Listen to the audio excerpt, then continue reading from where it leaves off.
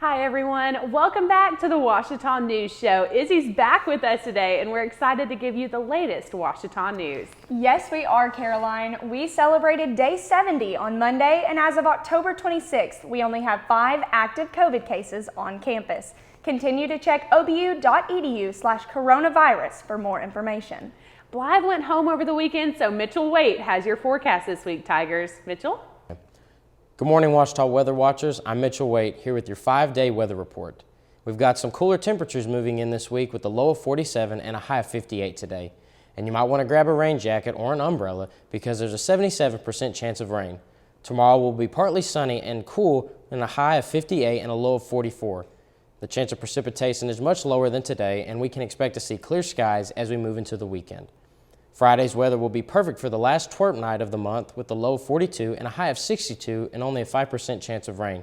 To kick off the weekend, the weather on Saturday will be far from gloomy with partly cloudy skies and temperatures similar to Friday. It'll be great weather for however you choose to celebrate Halloween.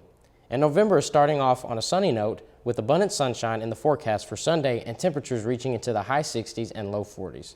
As always, predictions are by AccuWeather, and that's a forecast for you, whether you like it or not. Thanks, Mitchell, and I'm so glad it's cooling off again. Me too, Caroline, although I think everyone who participated in Tiger Tracks this weekend would have welcomed the sunshine and the warmer temperatures that we had last week. Here's Brianna Watson with more about this year's Tiger Tracks.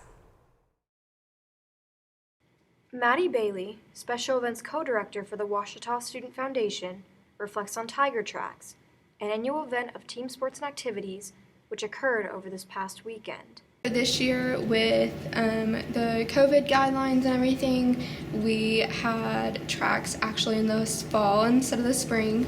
That way we can do something as a campus and just everyone can have some fun with this semester looking so different. We were able to keep most tracks games in and then actually brought in some games that had not been played in a while. And so we have the original Tug of War and then Tiger Trikes, which is like a bike race.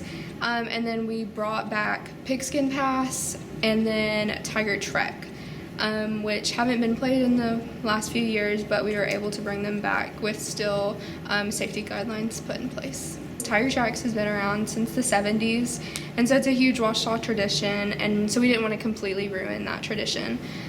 So I think the biggest obstacle was just figuring out how we can keep as many games the same, and then how we can introduce new games and still keep the fun of Tiger Tracks. It was actually named Arkansas's most exciting college weekend, which is a lot of fun, and so I think going into it kind of expecting that field day, but on a college level instead of, your high school field day or middle school. And so everything is team-based, so you're with a group of 6 people, and you just go through the whole day with them. This year we split teams into 3 different groups, so you're with the same couple teams the whole day to help with COVID guidelines. Tiger Tracks was actually where I became closer friends with some of my roommates and suite mates freshman year. So it was just a time of bonding, and then also everything OSF does goes to student scholarships. And so while we're having fun and we're playing the mud and running around, we're raising money to keep our friends and our classmates on campus. And especially being a junior, there's people that I know that are here strictly because they got an OSF scholarship. And so it's a neat way that you get to have fun, but you get to support the people in your community and the people that you see every day. Just knowing like what you're doing isn't just for fun, it has a purpose. And I think choosing to partake in something like Tiger Tracks or Tunes, you're doing it to have fun, but you're also doing it to build the community of Ouachita and to keep your friends and classmates and even some people that you don't know on campus, because otherwise they wouldn't be able to come back. Even in spite of the cooler temperatures, it's safe to say that Tiger Tracks this year was a success. And we're grateful to the Ouachita Student Foundation for enabling students to help students in furthering their education at our beloved Ouachita Baptist University. This is Brianna Watson, signing off from the Ouachita News Show. While the weather wasn't ideal, everyone who came out still had a great time. First place in the Spirit of Tracks Award went to the Hermit Crabs. Baby Got Track came in second, while Throw That Track in a Circle came in third. While OSF was preparing for tracks, the Fine Arts Department was finishing up recording their performance of this year's opera. I had a chance to go behind the scenes and learn what went into this year's show.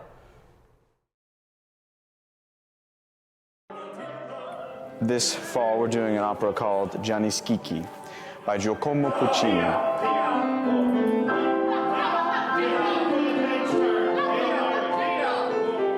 I am playing Gianni Schicchi.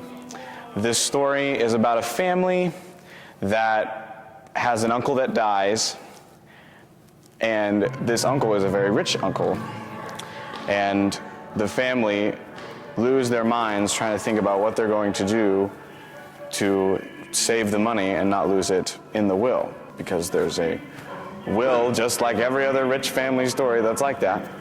And they call in a man named Gianni Schicchi who claims that he can help solve all their problems for them, and he then takes all the money for himself. The way that this production is being executed differently is in the fact that we are making this into a film, and we're making this into a dramatized cinematic experience from a different perspective, and because of COVID, we're wearing masks. So by the time we came back in August, we knew we were going to do a video, because the concept of getting like HMAT to approve a public performance and just so many uncertainties, and then with the idea of we don't know what rehearsals are going to feel like, because we really should try to have 30 minutes of singing and then stop and either change rooms or take a 30-minute break. And so just the logistics of it made it the necessity to kind of transition to a video from a live performance. And even after we got back, we still weren't exactly sure what the final format was going to be. Our first priority, after everyone being safe, but our priority in order of production was that we would get an audio track first. And then we would start staging as much as we possibly could. Then we decided we'd do just a general overall staging of the show, an overall blocking with the camera in a single position. And if we got that, then we would move on to shooting close-ups. We'd go back and move through scene by scene and shoot close-ups.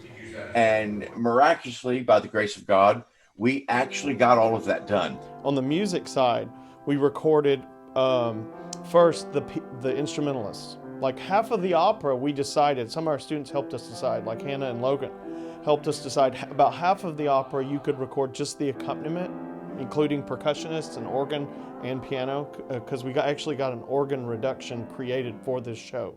Our organist actually took the full score of the show and made an organ and piano sort of reduction of it. So we recorded that. We scheduled the percussion on the first night.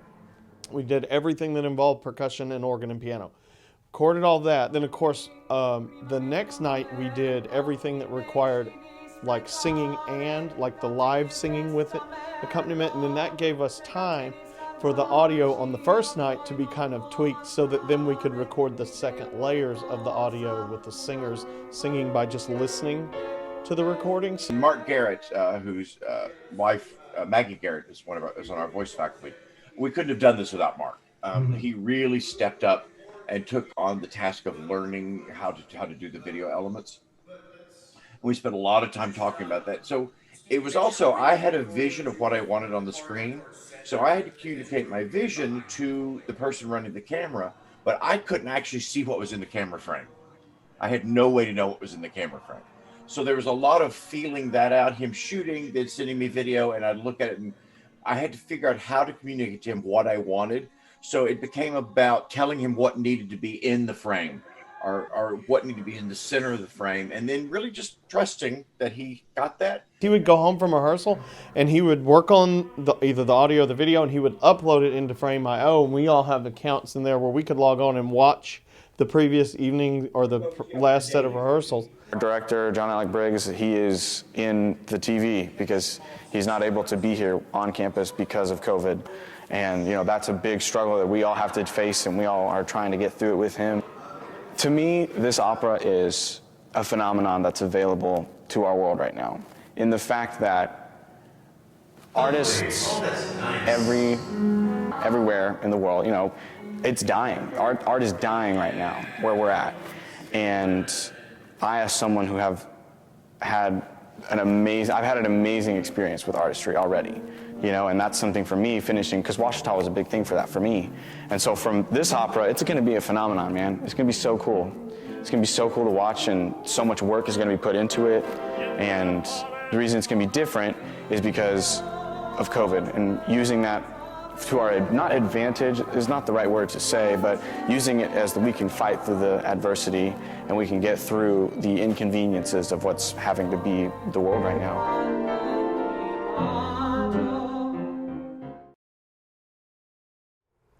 The Fine Arts Department and all of the students in this year's show practiced tirelessly for months to produce this year's opera. Their hard work paid off, and the opera will be available for viewing soon. We're continuing to show that everyone has a story, and for this week's segment, Elizabeth Steele found a story in Ouachita's Education Department.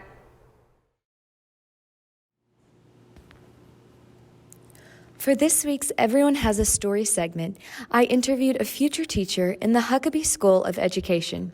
Grayson Seabaugh, a senior elementary education major, has a passion for teaching kindergarteners.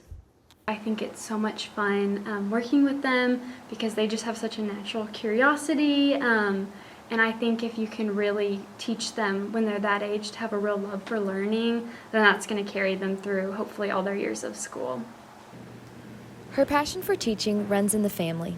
Seabaugh's mother, Laurie, was a kindergarten teacher when Seabaugh was in elementary school.